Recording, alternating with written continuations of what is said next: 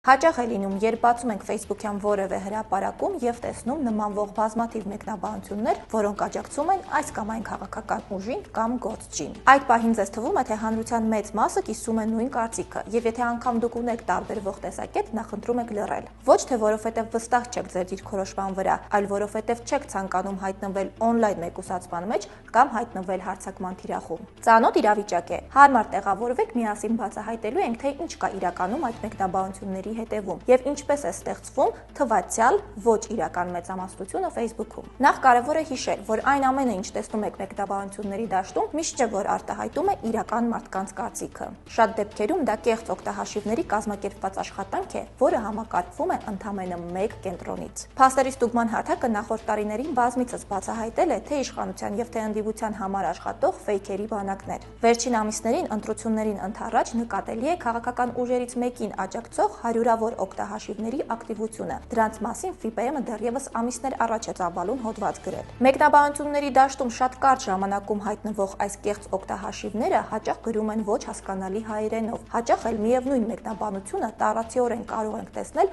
տարբեր օգտահաշիվների կողմից տարբեր էջերում։ Սա հուշում է, որ գործ ունենք ոչ թե ձեռքով աշխատող կեղծ օգտահաշիվների, այլ ավտոմատացված համակարգերի, բոտերի հետ։ Դրանք ծրագրային գործիքներ են, որոնք թույլ են տալիս տեքստեր ստեղծել, միաժամանակ հարյուրավոր կեղծ օգտահաշիվներից մեկնաբանություններ գրել, կիսել եւ հավանել կոնկրետ հրապարակումներ, տարածել միևնույն հաղորդագրությունը Facebook-յան տարբեր էջերում եւ խմբերում։ Ամենակարևորը, մեզնից յուրաքանչյուրը որոշակի գումարի դիմաց կարող է օգտվել տարբեր կազմակերպությունների եւ անհատների կողմից մատուցվող նման բոտերի ծառայություններից, ընտրելով մեզ հարմար փաթեթը։ Վերջապես, ո՞րն է ֆեյքերի բանակների իրական նպատակը։ Եկեք գնանք քայլ առ քայլ։ Ձևավորել արհեստական հանրային կարծիք, ստեղծել լայն աջակցության պատրանք, ծաղրի եւ վիրավորանքների միջոցով լրացնել ընդդիմախոսներին, շեղել օրակարգը, ուշադրությունը մի թեմայից մյուսին տեղափոխելով։ Բայց ամենակարևոր թիրախը իրական մարդն է։ Նպատակը հոգեբանական ճնշման միջոցով ազդել նրա ընկալումների, ապա նաեւ նրա ընտրության վրա։ Զգոն եղեք։